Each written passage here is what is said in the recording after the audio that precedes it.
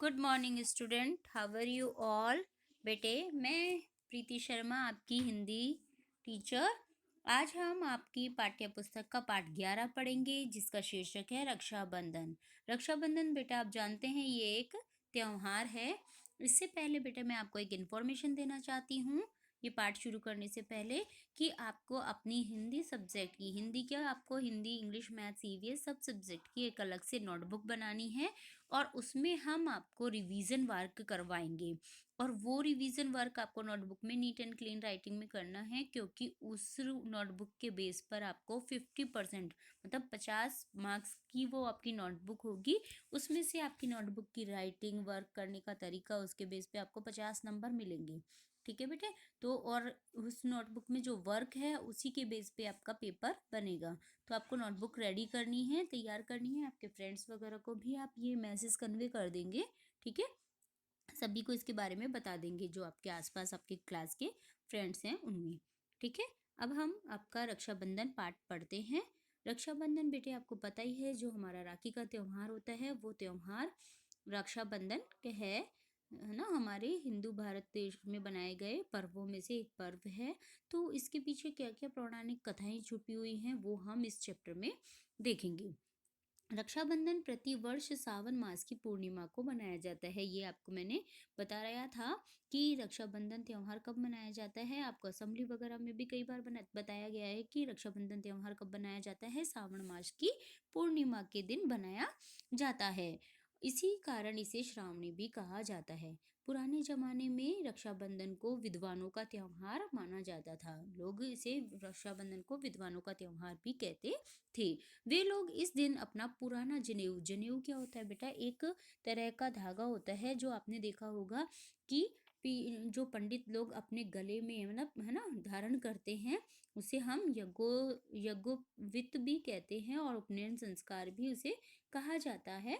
तो जो जनेऊ होती है उसे कंधे पर पंडित लोग धारण करते हैं, तो वो उस पुराने जनेऊ को उतार कर उस दिन नया जनेऊ धारण करते हैं। और इस काम को ये कार्य नदी के पार या गांव के बाहर, नदी तालाब के किनारे पर किया जाता था। पंडित और पुरोहित मंत्र पढ़कर इसे पूरा करते थे, मंत्र के द्वारा इसे पूरे करते थे। और इस संस्कार को उपाक्रम संस्कार कहा जाता था, या उपाक्रम संस्कार हम इसे कहते ये थे। देश के कुछ भागों में आज भी यह प्रथा प्रचलित है, मतलब आज भी ये प्रथा आज भी कुछ भागों में की जाती है। प्राचीन काल में श्रावणी को गुरुकुलों में बहुत उत्साह से मनाया जाता था। पुराने समय में जब श्रावणी है, मतलब रक्षाबंधन का त्योहार है, उसको गुरुकुल क्या होता है बेटा, जो हॉस्टल होता है ना, वैसे ही आज के ज़माने में हॉस्टल होता है, पहले के ज़माने में गुरुकुल हुआ करते थे, जहाँ पे बच्चा छोटी सी उम्र में जाता था और अपनी पूरी शिक्षा ग्रहण करने के बाद अपने घर में आता था। तो वहाँ ये जो है त्योहार, वो बड़े उत्साह से मनाया जाता था। शिक्षा पूरी होने के बाद विद्यार्थी इस दिन दीक्षा संस्कार में भाग लेते थे, और यह कार्यक्रम को समावर्तन समारोह कहा जाता था। मतलब जब पूरी शिक्षा हो जाती थी विद्यार्थी की, तो वो इस संस्कार को, दीक्षा संस्कार में भाग लेते थे, और इसे क्या कहा जाता था, समावर्तन संस्कार कहते थे। और इस कार्यक्रम में वे शिष्य भी भाग लेते थे जिनकी शिक्षा भी पूरी नहीं हुई है, मतलब जिनकी शिक्षा चल रही होती थी वो भी इस कार्यक्रम में भाग लेते थे, और जिनकी शिक्षा पूरी हो जाती उनको दीक्षा संस्कार दिलाया जाता था। रक्षाबंधन को राखी का त्योहार भी कहा जाता है, ये मैंने आपको पहले ही बता दिया है।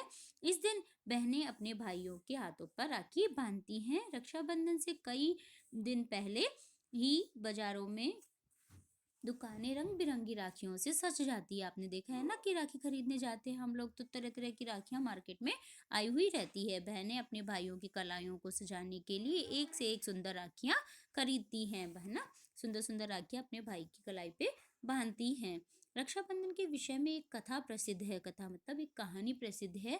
उस कथा के अनुसार एक बार, मतलब है ना, इस कहानी में क्या था कि एक बार राक्षस और देवता, है ना, राक्षस और देवता, दानव और देवताओं में भयंकर लड़ाई हुई। देवताओं पर राक्षस भारी पड़ रहे थे, मतलब देवता राक्षसों पे भारी पड़ रहे थे, लड़ाई हो रही थी। तब इससे देवताओं के राजा, है ना, मतलब जीत किसकी हो रही थी? राक्षसों की जीत हो रही थी और देवताओं की हार हो रही थी। तो देवताओं के राजा जो थे इंद्र, उसको बहुत चिंता हुई और उनको चिंतित देखकर इंद्राणी मतलब इंद्र की पत्नी ने उनके लिए एक सुरक्षा सुंदर सा रक्षा कवच तैयार किया और इंद्र के हाथ में बांध दिया, है ना। एक सुंदर सा धागा रक्षा कवच उनके हाथ में बांध दिया और यह संयोग ही था कि उस दिन श्रावण मास की क्या थी?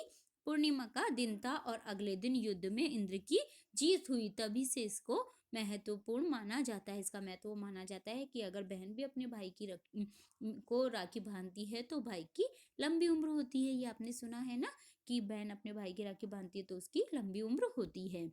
आज के रक्षाबंधन की मूल में यही कथा है। आज भी रक्षाबंधन के हम त्योहार इसीलिए मनाए जाते हैं क्योंकि इस दिन हमारे भाई की लंबी उम्र के लिए हम रक्षा सूत्र बांधते हैं। अंतर केवल इतना है कि आजकल बहनें अपने भाई की एक राखी बांधती हैं और वे पूजा अर्चना करने के बाद अपने भाई की आरती करती हैं और उसे तिलक लगाती हैं तथा उनके राखी बांधती हैं और बदले में भाई उन्हें विभिन्न प्रकार के उपहार मतलब गिफ्ट भी भेंट करता है, देता है।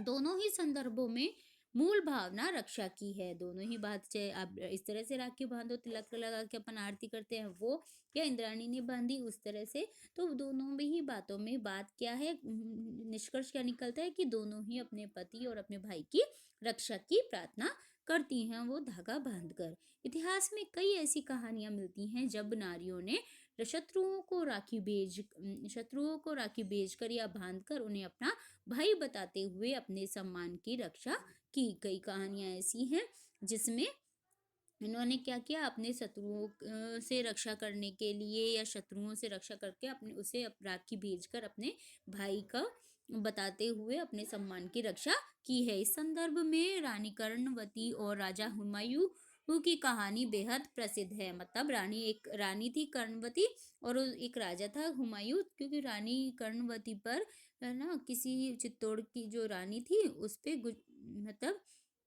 उसने राजा हुमायूं को राखी भेजी थी। कहा जाता है कब कब भेजी थी, कि कहा जाता है कि चित्तौड़ की रानी कर्णवती ने गुजरात के शासक बहादुर शाह से अपने राज्य तथा अपने सम्मान की रक्षा के लिए दिल्ली के मुगल बादशाह हुमायूं को राखी भेजकर सहायता मांगी थी। मतलब जब चित्तौड़ की रानी कर्णवती पर गुजरात के शासक बहादुर शाह ने लड़ाई की और ना, मतलब क्या कि उसके युद्ध करने के लिए आ गया, तो रानी कर्णवती ने कहा कि दिल्ली के शासक हुमायूं को राखी भेजी और उससे अपनी रक्षा के लिए राखी भेजकर सहायता मांगी और हुमायूं भी अपनी बहन की रक्षा के लिए वहां से चल पड़े और उसने बहादुर शाह को हराकर अपनी बहन कर्णवती की जान बचाई। इस कथा से यह पता चलता है कि राखी का प्रचलन, उसकी महत्ता तब भी रही होगी। मतलब ये है, इस बात से क्या हमें वो मिलती है कि पहले से ही लोग पहले के जमाने में भी लोग राखी की इम्पोर्टेंस को बहुत ज़्यादा समझते थे और राखी ये उस जमाने से ही मतलब लोग राखी का धागा बांधकर या राखी बांधकर लोग अपने रक्षा के लिए पहले भी इसका महत्व बहुत ज़्यादा रखते थे, या इसका महत्व पहले से ही चला आ रहा है। हम संक्षिप्त में कहें तो, है ना। रक्षाबंधन के दिन घरों में तरह तरह के पकवान बनते हैं। आपके घर में भी बनते हैं ना बेटा? बाजार से भी बुआ मिठाई लेकर आती है, बहनें मिठाई लेकर आती हैं, तो और घर में भी तरह तरह के पकवान बनाए जाते हैं। इन पकवानों में खीर और सेवई इस दिन विशेष पकवान के रूप में बनाई जाती है। यहाँ पे खीर और सेवैयाँ मुख्य रूप से मुख्य पकवान के रूप में बनाई जाती है। मतलब ज़्यादा विशेष रूप से खीर हमारे मतलब बनाई जाती है रक्षाबंधन के दिन।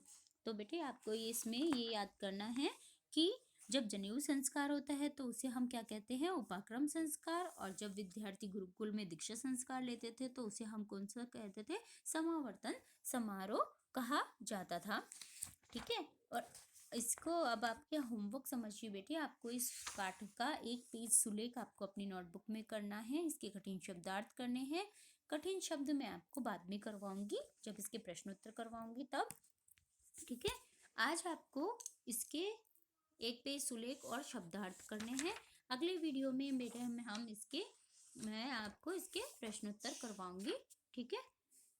तब और इसके प्रश्नोत्तर से पहले बेटे आपको क्या काम करना है, इसके अंदर जो इसके खालिस्तान सही गलत है तो और जो भी आपको प्रश्न आते हैं सही गलत सत्य असत्य में से, तो आप उसे करने की कोशिश करेंगे और उसे कंप्लीट करेंगे।